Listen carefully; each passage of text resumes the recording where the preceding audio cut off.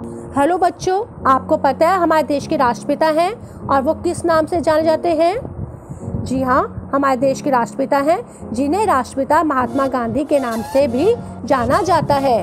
महात्मा गांधी जी का नाम तो आपने सुना है और जिन्हें हम बापू भी कहते हैं। इनका पूरा नाम क्या था महात्मा गांधी जी का? महात्मा गांधी जी का पूरा नाम मोहनदास करमचंद गांधी था और इनका जन्म 2 अक्टूबर 1869 को हुआ था। गांधी जी के जीवन के 2 ही सिद्धांत थे, सत्य मतलब सच बोलना, और अहिंसा। अहिंसा मतलब हिंसा ना करना। वो कभी भी किसी भी प्राणी को हानि नहीं पहुंचाते थे। इन्हीं सिद्धांतों के बल पर उन्होंने हमारे देश को आज़ाद करवाया और सच में वो किसी को भी कुछ चीज़ सिखाते थे। उनका सिखाने का ढंग बहुत ही अनोखा था। अच्छा बच्चों, मुझे बताइए, अगर आपको कोई भी चीज़ प्रिय होती है, जैसे आपको उपहार मिलते हैं, आपके जन्मदिन पर तोहफे मिलते हैं, तो आप उनको संभाल के रखते हैं ना। अगर आप उनको संभाल के नहीं रखेंगे, इधर उधर फेंक देंगे, एक तो आपको समय पर वो मिलेंगे नहीं और दूसरा आपकी मम्मा भी आपको डांटेंगी। तो इसलिए कहते हैं कि हमें लापरवाही किसी भी काम में नहीं दिखानी चाहिए और अपना काम हमेशा समय पर करना चाहिए। आपको मैं कहानी सुनाने जा रही हूँ, जो कहानी का शीर्षक है अनोखा ढंग। ये कहानी जो है महात्मा गांधी जी और मन्नू पर आधारित है और इस कहानी में देखेंगे कि गांधी जी कितने ही अनोखे ढंग से, बहुत ही अनोखे ढंग से डांटते भी नहीं हैं और अनोखे ढंग से कैसे मन्नू को समझाते हैं, जिस पर ये हमारी कहानी का शीर्षक अनोखा ढंग आधारित है। ये जो घटना है नोआखली की घटना है।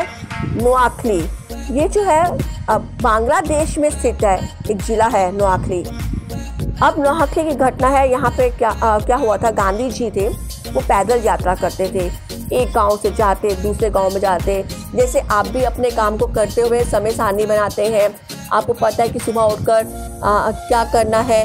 सुबह आप उठते हैं, भगवान का नाम लेते हैं या फिर मॉर्निंग वॉक पे सैर के लिए जाते हैं और उसके बाद अपना स्कूल के तैयार होते हैं।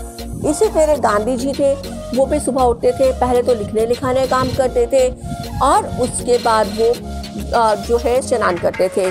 और जैसे आप स्नान करते हुए साबुन का प्रयोग करते हैं, ऐसे ही जो है गांधी जी स्नान करते समय एक खुरदरे पत्थर का उपयोग करते थे और वो खुरदरा पत्थर उनको मीरा बहन ने दिया था। जो मीरा बहन है नाम, ये भी गांधी जी ने उनको नाम दिया था, मीरा बहन। गांधी जी को मीरा बहन ने खुरदरा पत्थर दिया था। वो उस पत्थर को इतना संभाल के रखते थे, वो कहीं भी जाते थे उस पत्थर को अपने साथ लेके जाते थे ताकि जब स्नान करें तो वो अपने पैरों को उसी पत्थर से साफ करें। जैसे आपको कोई चीज़ अच्छी लगती है, आपको अपना टॉय अच्छा लगता है, तो आप उसको अपने पास लेकर सोते हैं या उसको देखते रहते हैं, संभाल के रखते हैं। इसी तरह गांधी जी को वो पत्थर बहुत ही प्रिय था जो उनकी मीरा बहन ने दिया था। वो उसको हमेशा अपने साथ रखते थे और उसी से वो स्नान करते हुए उसका उपयोग करते थे। अब क्या हुआ, एक बार जब वो कहीं ठहरे, वहाँ पे जो है वो अपना पत्थर भूल जाते हैं। अपने घर पहुँचते हैं, मीरा अपने गांव में पहुँचते हैं, तो मन्नू बहन जब उनके स्नान की व्यवस्था करती है तो वो कहती है, अरे यहाँ तो पत्थर है ही नहीं।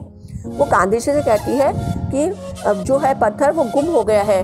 तो गांधी जी को बहुत हैरानी होती है। गांधी जी कहते हैं, ऐसा है, अब आपको जैसे आपके से कोई गलती हो तो आपको पनिशमेंट मिलती है, तो पनिशमेंट में आपसे कुछ भी करवा सकते हैं। तो गांधी जी कहते हैं, आपको यही सज़ा है, तुम जाओगी और वो पत्थर को ढूंढ के लाओगे जहाँ पे भी गुम हुआ है। दोनों बहुत सोचते हैं कि पत्थर कहाँ गया।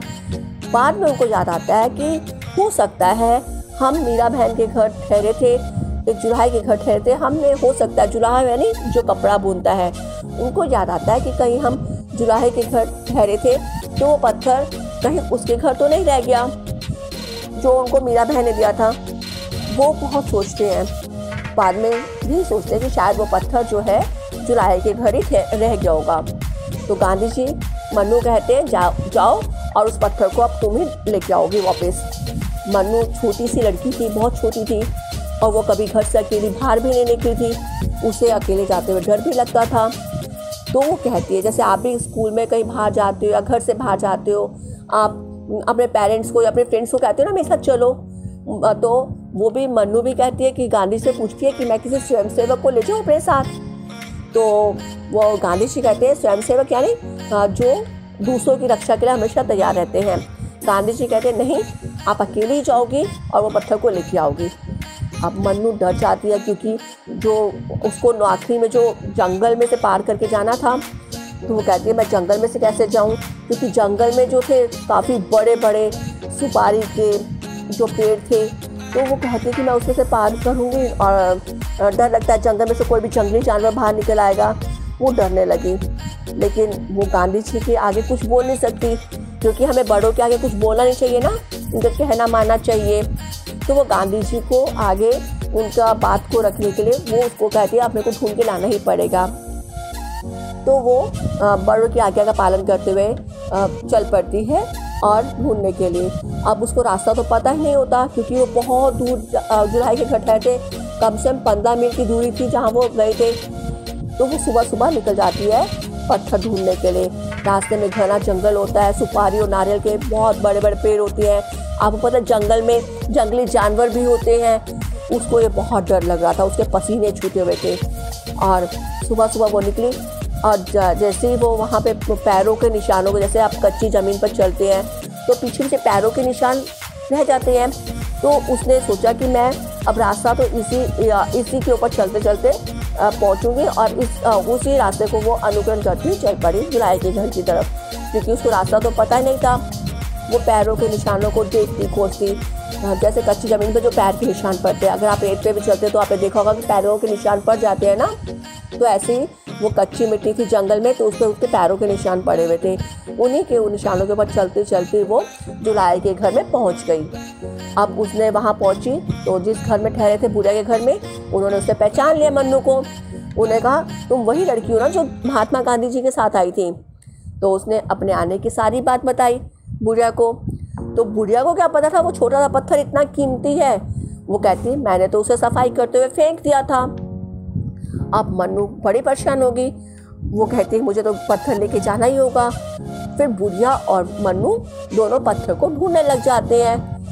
अंत में क्या होता है, पत्थर उन्हें मिल जाता है। तो मन्नू की खुशी का ठिकाना नहीं रहता। खुशी का ठिकाना ना रहा मतलब बहुत खुश होना। मन्नू को जैसे ही वो पत्थर दिखता है वो बहुत खुश हो जाती है और वो उस पत्थर को लेकर अपने घर की तरफ चल पड़ती है। और जैसे ही वो घर में पहुंचती है उसको बहुत भूख लगी होती है, क्योंकि वो सुबह सुबह निकली होती है 7 बजे करीब, और वो चलते चलते उसको 1 बज जाता है, 1-1:30 बज जाता है। तो वो काफ़ी भूखी प्यासी होती है और उसको एक तो डर भी था। भगवान का नाम लेते लेते लेते लेते वो वापस गांधी जी के पास पहुंच जाती है। और जैसे ही गांधी जी के पास पहुंचती है उनकी झोली में जो पत्थर को रखती है और अपना सिर उनकी गोद में रखकर रोने से लग जाती है, क्योंकि वो बहुत थकी भी होती है और उसको अंदर से बहुत डर भी लग रहा होता था जब वो पत्थर ढूंढने गई थी। तो वो गांधी जी की गोद में अपना सिर रख के रोने लगती है। तो गांधी जी उसको बोलते हैं मन्नू आज तुम अपनी परीक्षा में सफल हुई हो। मैंने आपको कहा था कि वैसे तो मुझे ये पत्थर कहीं से मिल जाते, अब मैं ये पत्थर कहीं से भी लेता, लेकिन मैंने आपको दोबारा बुढ़िया के घर भेजा, जुल्हाई के घर भेजा, सिर्फ यही सीख देने के लिए कि हमें किसी भी काम में लापरवाही नहीं करनी चाहिए। अगर मैं वो पत्थर और ले लेता तो फिर आगे फिर लापरवाही करती और चीज़ें गुम करती, अपनी चीज़ों को सही ढंग से नहीं रखती। तो कहते मैंने आपको सीख देने के लिए दोबारा उस घर में वहाँ पे भेजा था जुलाई के घर में, ताकि आप कभी भी लापरवाही नहीं करो। तो गांधी जी कहते इसी बहाने मेरी भी परीक्षा हुई। मेरी परीक्षा कैसे हुई, कहते कि मैं इसरो को देखा जाता था कि इसरो को निडर और साहसी बनना चाहिए, जो तुमने बिल्कुल ही प्रूफ कर दिया कि आप निडर और साहसी हैं। लड़कियां जो है निडर और साहसी बनना चाहिए, वो यही सिखाना चाहते थे। कहते आपको देखकर वो पत्थर आप एक घने जंगल से जाकर वापस ले आई हो, और ये भी आपने बता दिया कि इससे जो है निडर और साहसी होती हैं। तो बच्चों, हम गांधी जी जो है अपने जो है पाठ के माध्यम से इस अनोखा ढंग के माध्यम से हमें ये समझाना चाहते हैं कि एक तो हमें किसी भी काम में लापरवाही नहीं करनी चाहिए, हमें अपना काम समय के पाबंद होकर करना चाहिए, सख्ता से करना चाहिए। और जैसे कि गांधी जी अपने पूरा काम समय के पाबंद के अनुसार ही करते थे। वो पहले जैसे लिखने लिखाने काम करते थे, उसके बाद स्नान करते थे। ऐसे ही आपका शेड्यूल होना चाहिए कि आपने कौन सा काम कब करना चाहिए, पूरा ही प्लानिंग होना चाहिए, आपके पास योजना होनी चाहिए, तभी आप काम करने में सफल होंगे। और कभी भी लापरवाही नहीं करना किसी भी काम को करते हुए। और स्त्रियों को ये शिक्षा देते हैं कि वो कभी भी अपना साहस ना खोए किसी भी काम को करते हुए, और निडरता से काम करना चाहिए। तभी हम जो है आगे बढ़ सकते हैं और अपने हर परीक्षा में सफल हो सकते हैं। और गांधी जी का जो सिखाने का ढंग था बहुत ही अनोखा था, बहुत ही अलग था। तो तभी इस कहानी का जो शीर्षक है वो रखा गया अनोखा ढंग। अब इस कहानी से आपको पता चल गया क्या सीखने को मिला। लापरवाही करना उचित नहीं है और स्त्रियों को निडर बनना चाहिए। तो आप आशा करती हूँ कि आप भी सभी बच्चे इसी बात को समझेंगे और कभी भी अपने काम में कभी भी किसी काम में लापरवाही नहीं करेंगे।